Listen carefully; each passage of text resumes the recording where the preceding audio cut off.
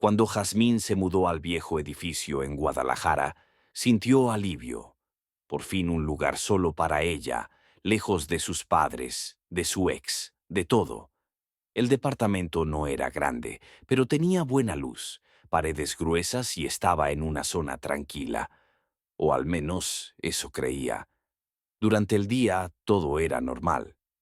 Ruido de coches en la calle, risas de niños a lo lejos, el sonido lejano de la televisión de algún vecino.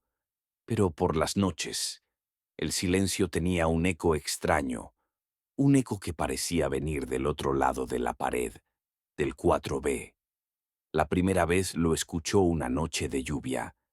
Estaba leyendo en la cama cuando el sonido la sacó de su concentración. Al principio pensó que era una cañería, pero luego fue claro. Alguien lloraba. Era un llanto ahogado, como de alguien que no quería ser escuchado, pero no podía evitar romperse. Jazmín apagó la lámpara y se quedó escuchando. El sonido venía directo de la pared compartida con el 4B. Golpeó suavemente con los nudillos. «¿Vecina?», dijo en voz alta. «¿Está bien?». El llanto cesó de inmediato. El silencio volvió a llenar el cuarto. Jazmín se sintió tonta. Tal vez había sido su imaginación. Se acostó de nuevo, pero entonces una voz suave, apenas un susurro, le respondió: «Ya vienen por mí. Y vendrán por ti también». Jazmín se sentó de golpe, con el corazón latiendo con fuerza. La voz era femenina, temblorosa, cargada de una tristeza desesperante. Se levantó. Pegó la oreja a la pared, pero no volvió a oír nada. Al día siguiente bajó con el portero, un señor mayor llamado don Rogelio, siempre sentado junto al kiosco de entrada. «Disculpe, ¿la vecina del 4B está bien? Anoche parecía llorar». El hombre frunció el ceño, la miró con extrañeza y luego con algo parecido al miedo. «Señorita, en el 4B no vive nadie desde hace años». «¿Cómo que no? La señora que vivía ahí, bueno, se quitó la vida. Dicen que por soledad. Desde entonces ese depa está cerrado. Nadie lo quiere. Ni los agentes de bienes raíces logran alquilarlo. ¿Escuchó algo, dice?». Jazmín no supo qué contestar.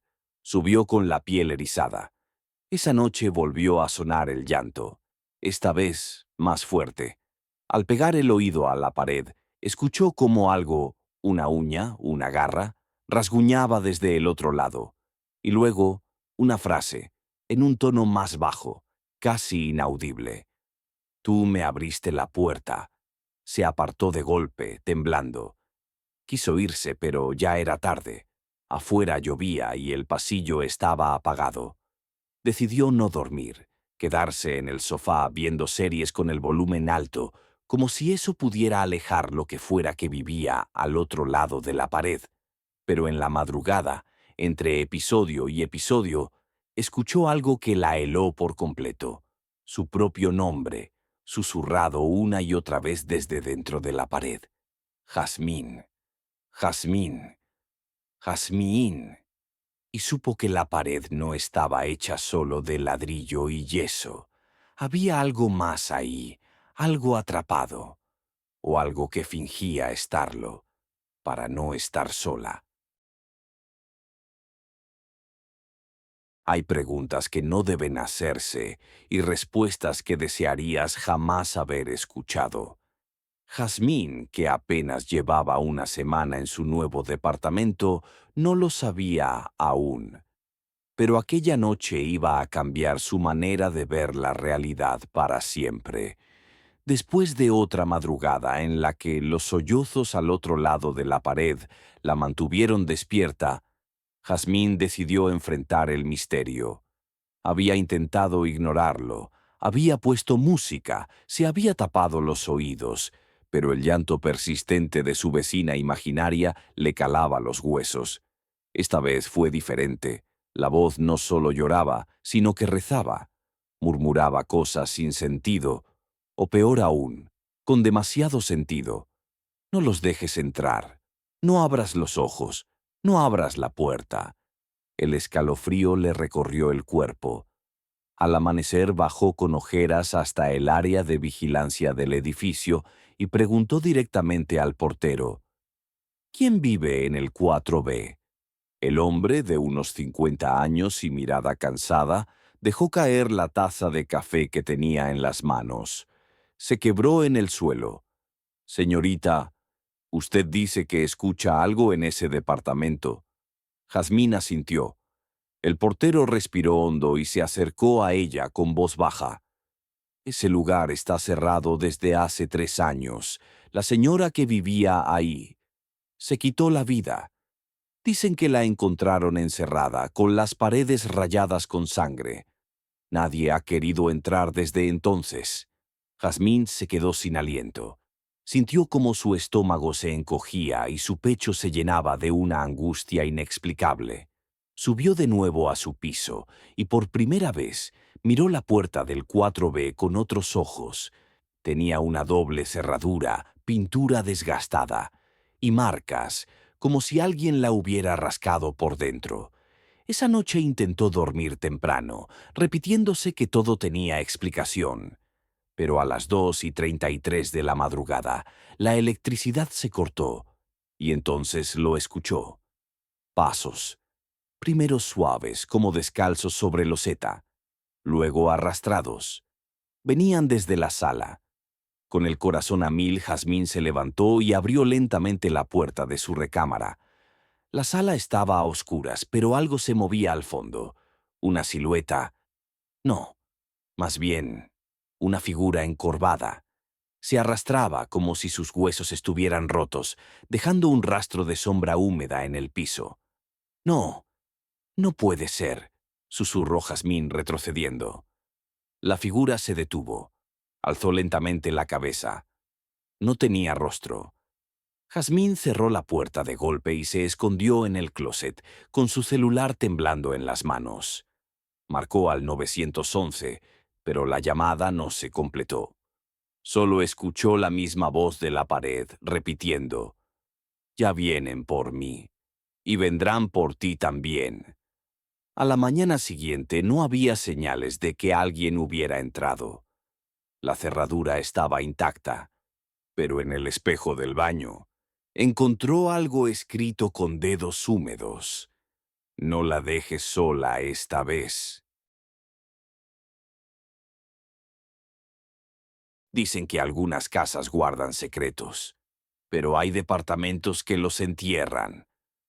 Jazmín despertó con la respiración agitada, envuelta en sudor frío, aún con el eco de la voz repitiéndose en su cabeza. «No la dejes sola esta vez». La noche anterior había sido la peor de su vida, o eso pensaba, porque lo peor estaba por venir. Apenas amaneció, bajó a exigir que alguien revisara el 4B. No podía vivir con esa incertidumbre. Llamaron a un cerrajero. El portero, visiblemente nervioso, subió con ellos. Nadie había cruzado esa puerta en 3 años. La cerradura se dio con un quejido metálico. Y entonces entraron. El olor fue lo primero. No a podredumbre, no exactamente. Era un hedor antiguo, a encierro, a polvo y humedad mezclados con algo más. Algo que olía a muerte vieja. El departamento estaba intacto. Polvo en los muebles, platos sin lavar, revistas viejas sobre la mesa. Todo congelado en el tiempo, como si la dueña aún viviera ahí, o como si nunca se hubiera ido del todo. Pero Jazmín no se sintió aliviada.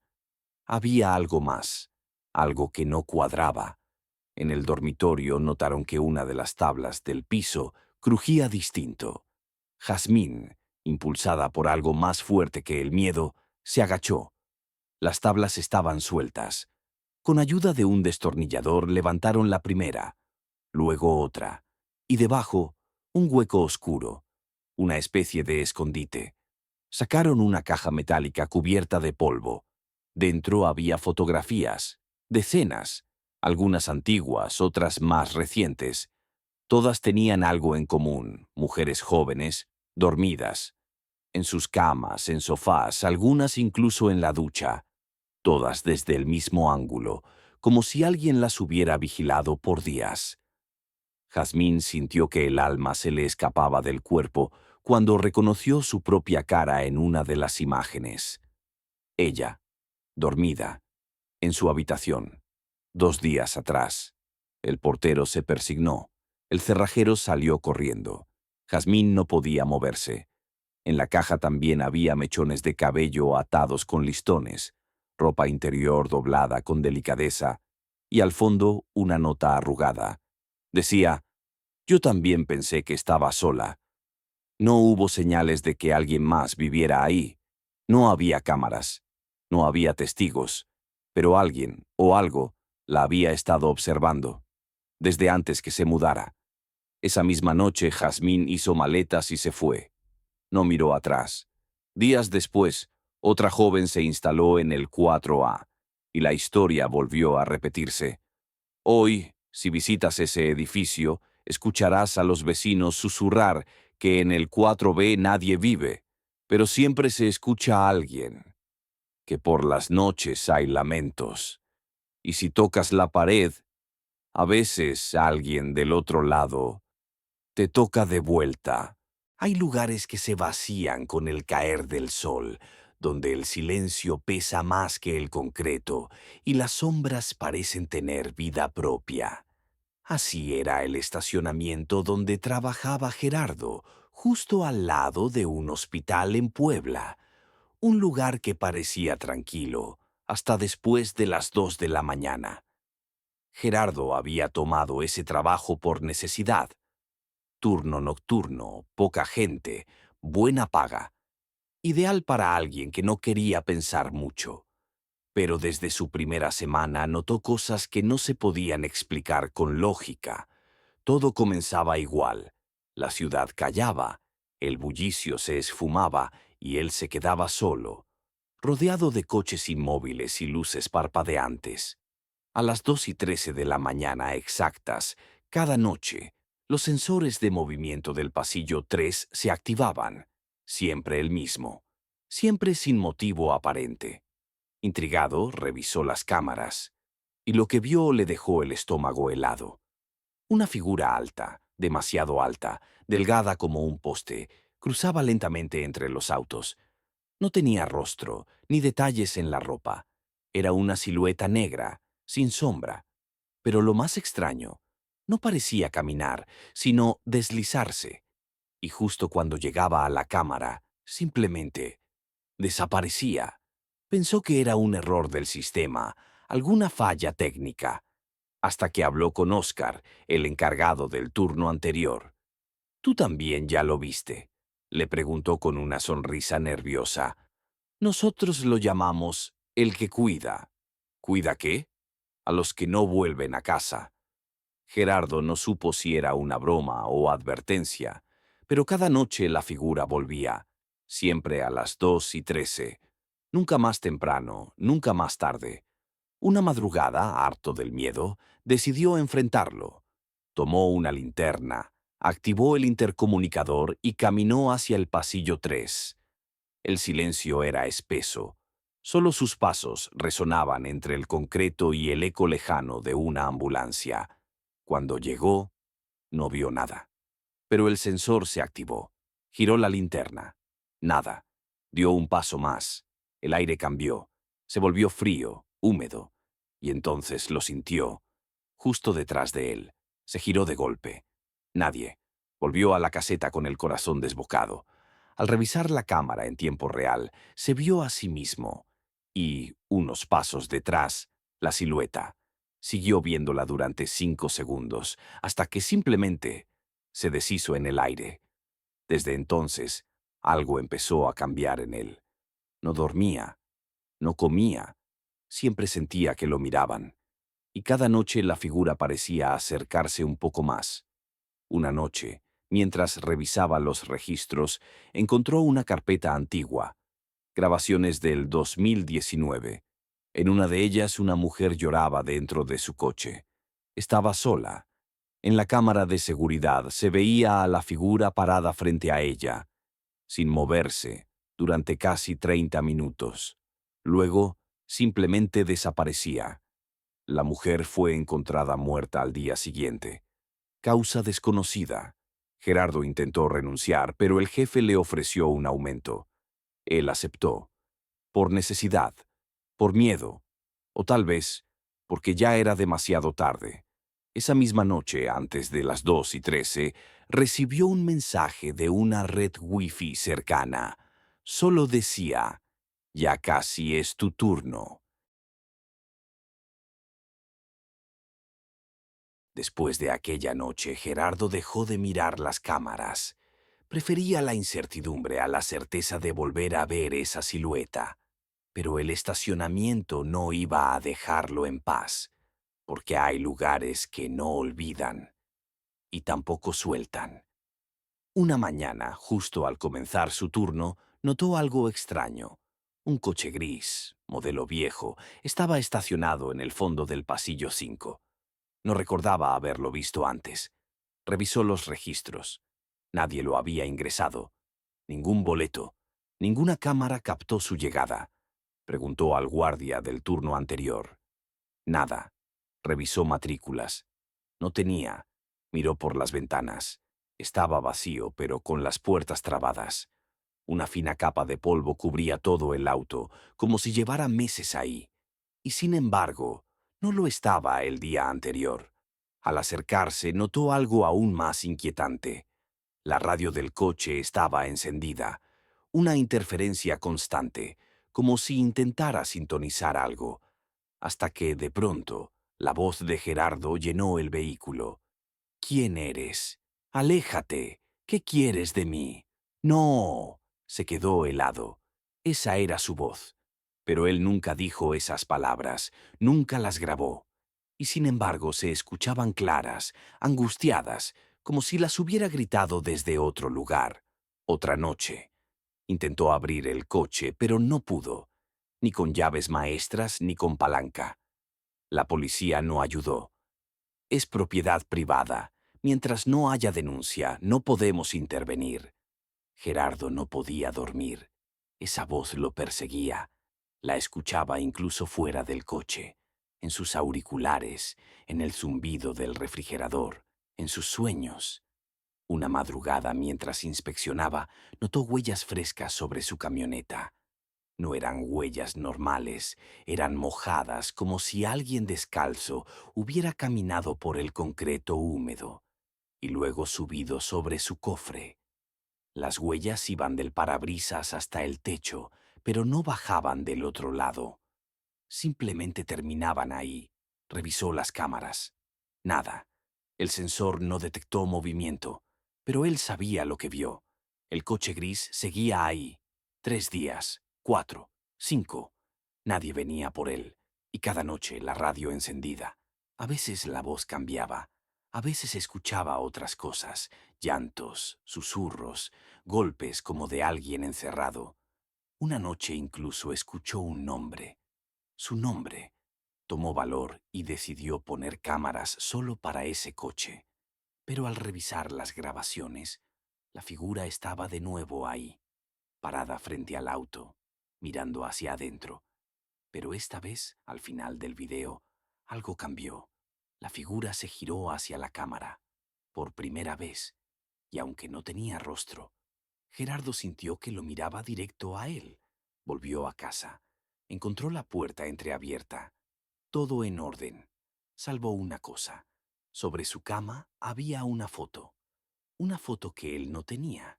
Era su rostro, dormido, tomada desde el interior de su camioneta, y en la esquina de la imagen un reflejo, como si alguien alto y negro se asomara por la ventana. Esa noche, al cerrar los ojos, escuchó la radio dentro de su cabeza. Una última frase. Ya abriste la puerta. Ahora entra tú. La noche del viernes fue distinta. El cielo se cerró temprano, como si alguien hubiera apagado la luna. Gerardo llegó puntual, pero con el estómago hecho nudo. Desde que apareció aquel coche ya no era el mismo. Dormía poco, comía a medias y tenía la sensación constante de que alguien caminaba detrás de él, sin nunca alcanzarlo. A las 2:17 de la mañana, el sensor de movimiento del pasillo 5 volvió a activarse. «Ya basta», susurró Gerardo al borde del colapso. Fue hasta la caseta y miró las cámaras. La figura estaba ahí otra vez, parada junto al coche gris. Pero esta vez no estaba quieta. Giraba la cabeza en dirección a la caseta. Una y otra vez, como si buscara o esperara. Gerardo tomó su linterna. Caminó hasta el fondo. Con cada paso el aire se volvía más denso, silencioso. Las luces parpadeaban. El coche seguía ahí, pero ahora tenía la puerta trasera abierta. El asiento estaba vacío, salvo por una sola cosa: su gorra, la misma que traía puesta la noche anterior. Miró hacia los lados. Nada. «¿Quién eres?», gritó. Del fondo del estacionamiento, más allá del coche, una grieta de sombra se abrió como si rasgaran el aire. De ella surgía un vapor negro, pesado. Y en el centro la figura, más alta, más clara, sin rostro pero con brazos extendidos hacia él. Y entonces lo entendió. No lo buscaban para asustarlo. Lo buscaban para llevarlo. Corrió, pero el piso comenzó a temblar. Las llantas de los autos chirriaban como si se movieran por sí solas. Las cámaras estallaron una por una. Al fondo, la grieta crecía, como un ojo abriéndose, esperando. Gerardo tropezó. Cayó frente al coche gris. La radio encendió sola. «Ahora me toca a mí cuidarte a ti». Intentó levantarse, pero ya no había fuerza. Algo tiraba de su cuerpo, como si lo succionara el concreto mismo, como si el piso respirara y lo quisiera tragar. La última imagen de las cámaras fue él de espaldas, caminando lentamente hacia la sombra, mientras ésta se cerraba tras él, como una boca satisfechamente cerrándose. A la mañana siguiente, los guardias encontraron su caseta vacía. Su celular seguía en la mesa, pero de él solo quedaba su gorra, empapada en agua, sin saber de dónde vino. Revisaron las grabaciones, pero el sistema se había borrado solo. Lo único que quedaba era una imagen estática: un hombre alto, sin rostro, parado frente a la cámara, inmóvil, como si esperara su próximo turno. Desde entonces, los nuevos empleados cuentan que por las madrugadas los sensores siguen activándose en el pasillo 5. Algunos dicen haber visto al fondo del estacionamiento un hombre con gorra, pero sin rostro. Otros dicen que han oído por la radio del coche gris una voz que pide ayuda. Siempre la misma: «Soy Gerardo. Sáquenme de aquí». Pero nadie responde, porque todos saben que en ese lugar, una vez que entras, ya no sales como llegaste. Y a las 2:17 de la mañana, el turno siempre empieza de nuevo.